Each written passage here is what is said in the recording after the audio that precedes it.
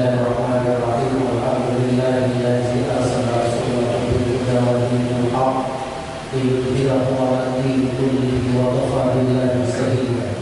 Asyhadu an la ilaha illallah wa asyhadu anna sayyidana Muhammadan abduhu wa rasuluhu la nabiyya ba'da. Allahumma shalli ala Muhammad wa ala ali Muhammad. Yang saya hormati Ketua Prima TNI Wilayah Provinsi Maluku Utara beserta seluruh jajaran, yang saya hormati Habib Sehat bin Anwar selaku penceramah kita pada malam hari ini. Jamaah sekalian, insyaallah dirahmati Allah. Pertama-tama kita bersyukur kepada Allah dan kepada Nabi Muhammad dan mengucapkan salam dan salawat kepada beliau. Melalui kesempatan ini, pertama kami menyampaikan informasi bahwa besok ini hari pukul 3 akan dilaksanakan tahajud bersama, yang akan menjadi imam adalah Ustaz Rudi, dan dilanjutkan dengan pada sahur bersama di Masjid Nurul. Jadi kepada para jamaah kami mengajak untuk sama-sama di 10 hari haji bulan Ramadan. Mari kita bertiga kita melaksanakan tahajud dan sahur bersama di Masjid Nurul. Kami juga menyampaikan terima kasih kepada jamaah yang tadi telah menyumbang dengan sahur kurang lebih 500.000 yang tidak mau disebutkan namanya. Semoga Allah memberikan balasan pahala yang setimpal atas kebaikannya. Jamaah sekalian yang salat rahmat Allah, pada malam hari ini perhimpunan remaja masjid Dewan Masjid Indonesia Provinsi Maluku Utara, salah satu program atau agenda di bulan suci Ramadan adalah melaksanakan safari Ramadan di masjid-masjid yang ada di wilayah kita. Dan untuk Masjid Nurul berkesempatan untuk mendapatkan pencerahan dari adik-adik yang tergabung dalam Prima DNI pimpinan wilayah Provinsi Maluku Utara. Habib Bisyan ini umurnya masih 17 tahun. Imam Ustaz Kurniawi ini 17 tahun. Jadi saya ingin menunjukkan kepada para jamaah bahwa remaja masjid memiliki peran yang sangat luar biasa di dalam berdakwah. Jadi tanggung jawab dakwah ini tanggung jawab semua orang, termasuk para remaja yang sudah bergabung dengan remaja masjid Indonesia. Dan di bawah kepemimpinan Ustaz Haikal dan Kita SAG ini, Prima DNI Maluku Utara ini luar biasa. Banyak melahirkan dai-dai muda yang sudah berkiprah di Polda Ternate bahkan Provinsi Maluku Utara melalui dakwah siasat agama yang disampaikan. Dan alhamdulillah pada malam hari ini kita di Masjid Nurul mendapat kebahagiaan untuk sama-sama kita mendengarkan ceramah agama. Dengan penceramah adalah Habib Sehat Abah. Kebetulan saya dipanggil tadi untuk bersama juga di Filipina. Tadi Habib ini secara juga di Filipina. Ada acara mahasiswa baru, dan tadi Habib Sehat yang menjadi penceramah. Dan malam hari ini akan memberikan tausiah kepada kita. Saya berharap kepada para jemaah yang mungkin masih berada di luar dan ada kita PB masjid yang ada di dalam, dan sama-sama kita mendengar dakwah yang akan disampaikan oleh Ustaz atau Habib Sehat Abah. Kepada sebelum Habib Sehat, mungkin ada sepatah dua kata atau sebutan dari pengurus perhimpunan remaja masjid Dewan Masjid Indonesia Provinsi Maluku Utara. Kepada Ali Abdullah, silakan.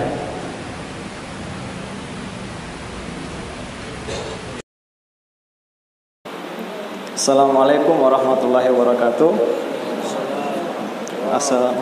Alhamdulillahirabbil alamin. Allahumma shalli ala sayyidina Muhammad wa ala ali sayyidina Muhammad. Saya di sini tidak berpanjang lebar.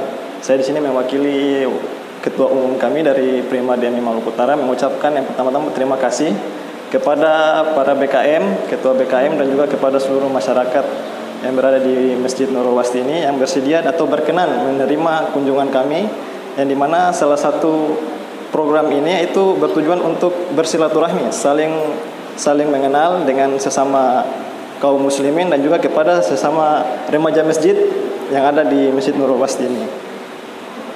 Tidak perlu berpanjang lebar lagi karena waktu juga sebentar lagi mau masuk untuk sholat tarawih, maka saya persilahkan kepada salah satu pengurus remaja masjid Dewan Masjid Indonesia, yaitu Habib Syekhan Albar, untuk menyampaikan tausiahnya. Demikian kami sampaikan, terima kasih. Wassalamualaikum warahmatullahi wabarakatuh.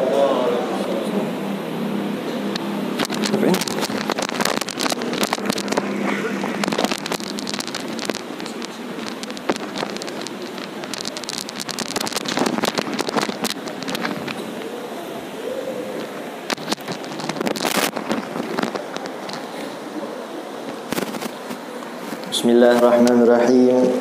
Assalamualaikum warahmatullahi ta'ala wabarakatuh. Alhamdulillah. Alhamdulillahil ghawi sultanuh al-wadih burhanuh al-mabsut fil wujudi karamuh wa ihsanuh. Allahumma salli wa sallim ala sayyidina Muhammadin miftah babi rahmatillah adada ma fi ilmillah. Salatan wa salaman da'imaini bidawami mulkillah wa ala alihi wa sahbihi adada kulli dharratin alfa marrah, amma ba'du. Yang sama kita hormati, yang kita muliakan Ketua BKM Masjid Nurul Wasti, Pak Imam Masjid Ustadz Kurniawan, dan khususnya kepada Ketua Umum Prima DMI Maluku Utara Ustadz Haikal Dapitan. Kita doakan semoga beliau-beliau semua Allah panjangkan umurnya, amin. Allah sehatkan badannya, Allah permudah urusannya, dan insya Allah mereka yang tergabung di dalam dakwah Islam Allah jaga dan Allah pelihara, amin amin ya rabbal. Khususnya kepada kita semua hadirin dan hadirat yang insya Allah dimuliakan oleh Allah Subhanahu wa taala, semoga amal-amal ibadah kita diterima oleh Allah Subhanahu wa taala, amin amin ya rabbal alamin. Alhamdulillah kita diberikan kesempatan oleh Allah Subhanahu wa taala untuk duduk salat Isya berjamaah.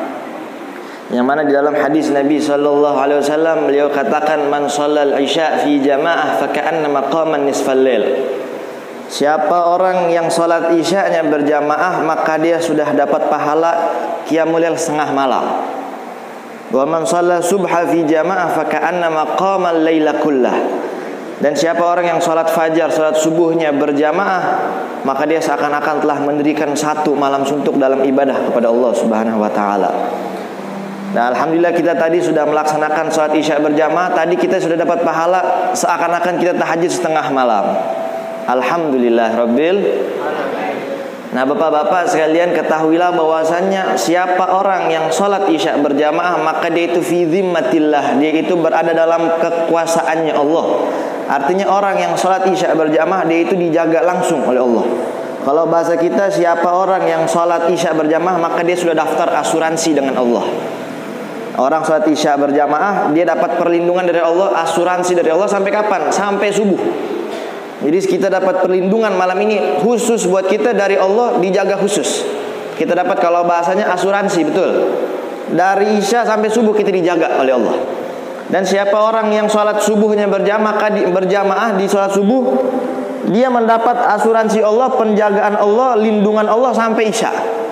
Nah, jadi kalau kita sholat subuh saat Isya berjamaah, sepanjang hari kita dilindungi langsung oleh Allah Subhanahu wa taala. Maka kata Nabi, jangan coba-coba macam-macam dengan orang yang dijaga oleh Allah. Dalam hadis Nabi katakan, jangan coba-coba dengan orang yang dia itu dijaga langsung oleh Allah. Kita lihat di zaman, kalau tidak salah di zaman tabi'in, di situ ada seorang gubernur yang kejam, yang dia bernama Hajjaj bin Yusuf. Ini Hajjaj bin Yusuf orang yang jahat, yang zalim. Dia banyak bunuh sahabat, dia banyak bunuh orang, ulama banyak dibunuh sama dia. Seorang gubernur, Hajjaj bin Yusuf terkenal dengan kezalimannya. Tapi saudara, sebagaimana harus kita ketahui, di samping dia itu banyak membunuh orang, menzalimi rakyat, dia juga yang memberikan nuktoh dalam Al-Quran. Jadi Al-Quran yang kita baca ada titik, ada garis, ada huruf, ada sukun, itu dia yang kasih. Dia yang kasih, kalau ba 1 titik, kalau ta 2 titik, kalau sa 3 titik. Itu Hajjaj bin Yusuf dalam riwayat dia yang memberikan nuktoh dalam Al-Quran. Nah, jadi di samping dia jahat, dia juga kayak seperti itu. Nah, terus bagaimana di akhirat? Wallahu a'lam, nanti urusannya sama Allah. Cuman terkenal dengan kejahatannya itu. Dia kalau nggak suka sama orang, kalau dia tidak suka sama orang, dia langsung bunuh. Pak, dicincang sama dia. Namanya Hajjaj bin Yusuf. Tapi dia ini unik. Bapak ibu sekalian, dia ini unik.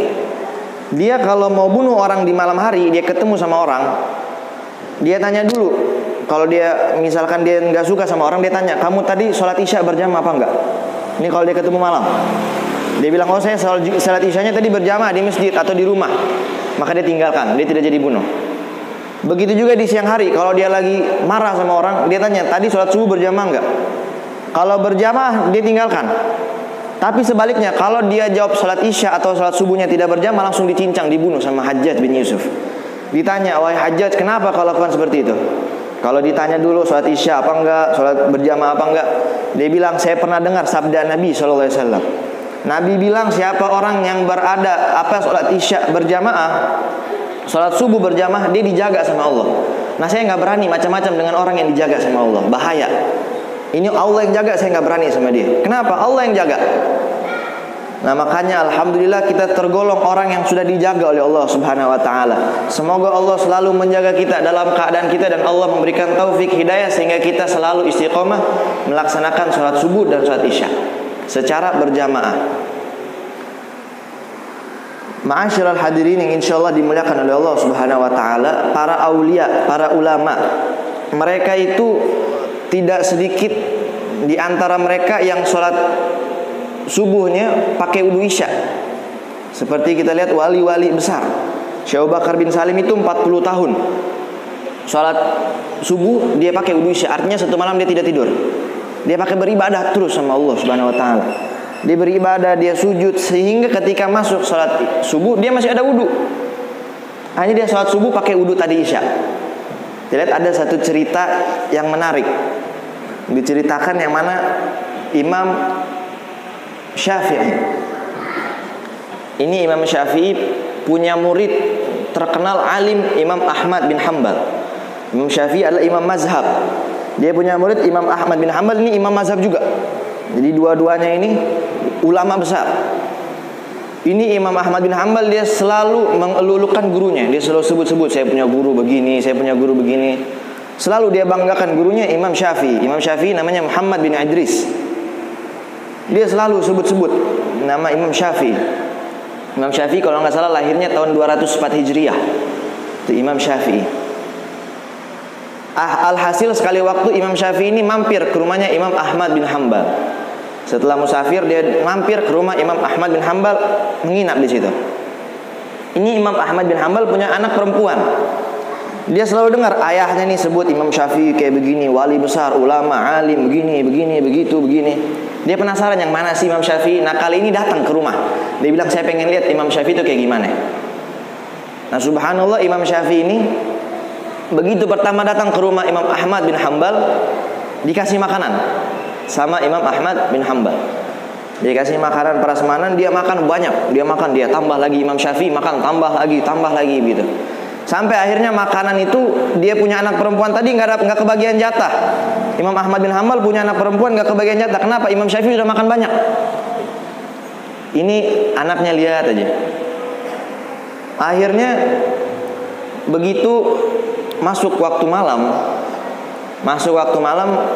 Imam Ahmad bin Hanbal bangun. Di sepertiga malam bangun. Dia bangunkan anaknya sholat tahajud. Dia sholat tahajud. Setelah sholat tahajud, Imam Ahmad bin Hanbal punya anak perempuan lihat di kamar Imam Syafi'i. Dilihat Imam Syafi'i nggak sholat tahajud, cuman berbaring aja, nggak sholat tahajud. Dia heran. Akhirnya lanjut baca Quran, wirid, zikir, sampai masuk subuh Imam Syafi'i keluar dari kamar. Keluar dari kamar bukan wudu, langsung sholat isya.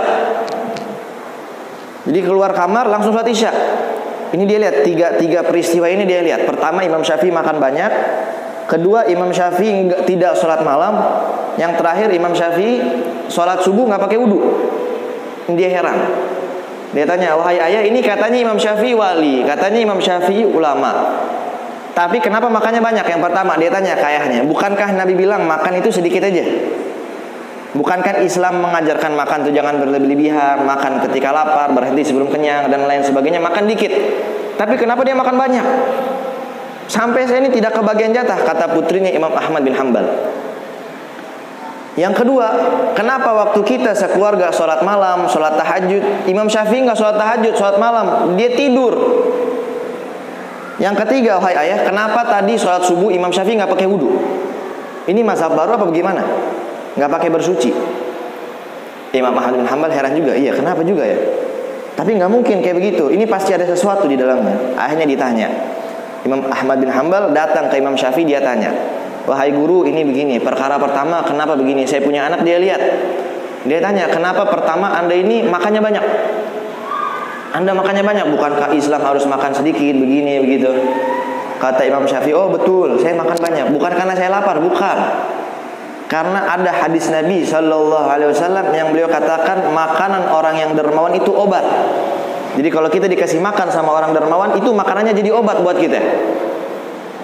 Nah subhanallah, tadi ada yang sumbang makanan, insya Allah itu termasuk orang dermawan. Makanan sahur entar yang dimakan di sini itu jadi obat bagi kita.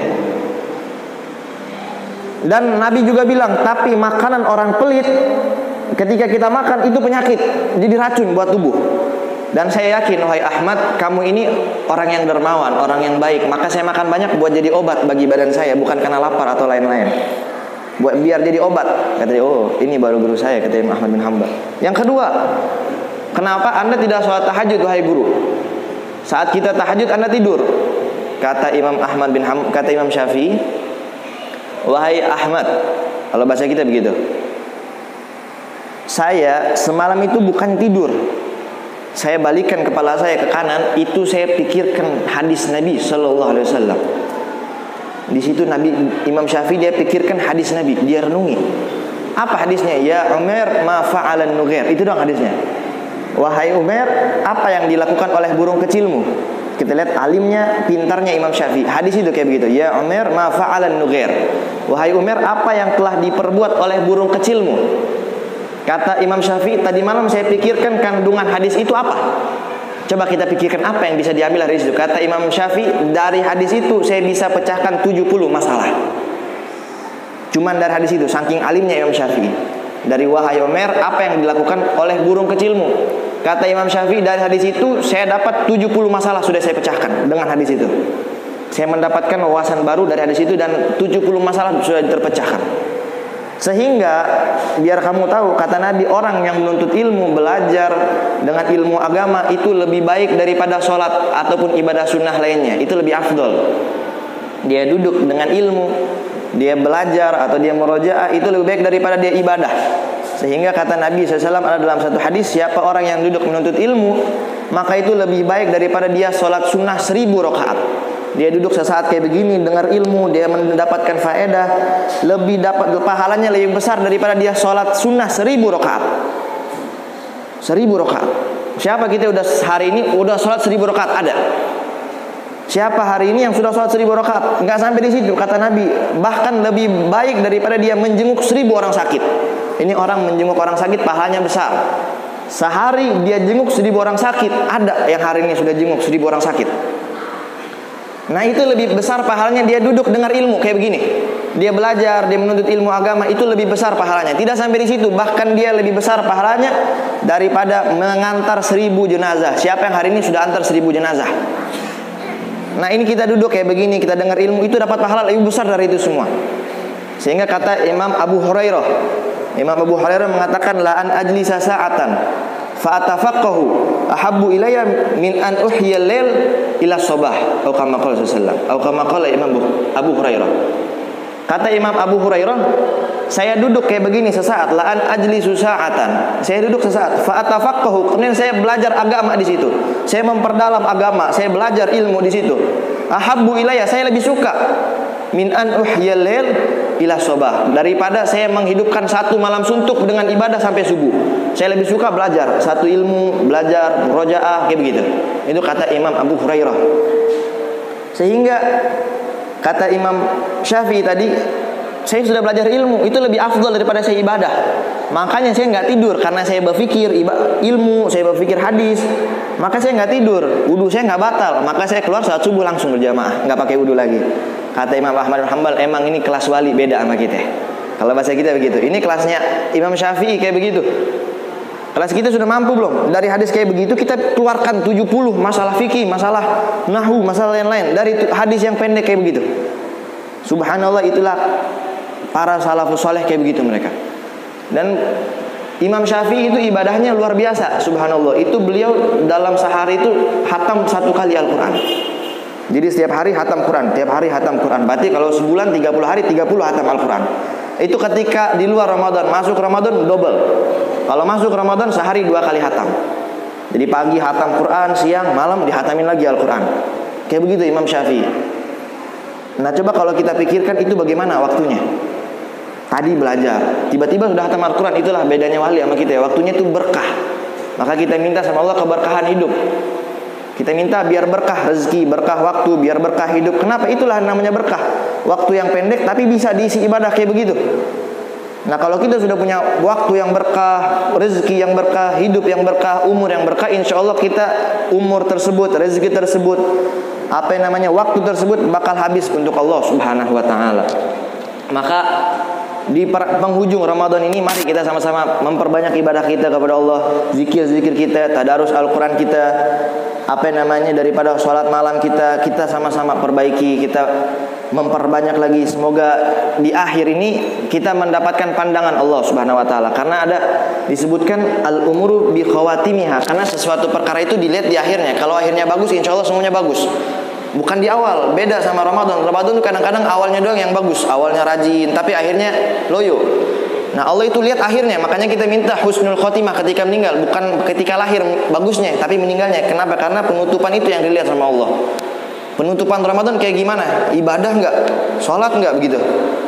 Nah kalau ibadah akhirnya bagus, insya Allah semua bagus. Semua perkara itu dilihat di puncaknya pada akhirnya itu seperti apa. Nah semoga akhir Ramadan kita menjadi akhir Ramadan yang bagus, yang insya Allah kita mendapatkan keberkahan daripada waktu kita, umur kita, rezeki kita mendapatkan rahmat dari Allah Subhanahu wa Ta'ala, mendapatkan ampunannya Allah Subhanahu wa Ta'ala, sehingga Ramadan kita ini kita tutup dengan kebaikan-kebaikan yang kita lakukan, dan puncaknya nanti insya Allah kita meninggal dalam keadaan husnul khatimah, diridhoi oleh Allah Subhanahu wa Ta'ala. Amin amin ya rabbal alamin. Ini saja yang dapat saya sampaikan. Lebih kurangnya mohon dimaafkan. Atas kepanjangan yang terlalu panjang ini mohon maaf. Minta ridho, minta maaf. Assalamualaikum warahmatullahi wabarakatuh.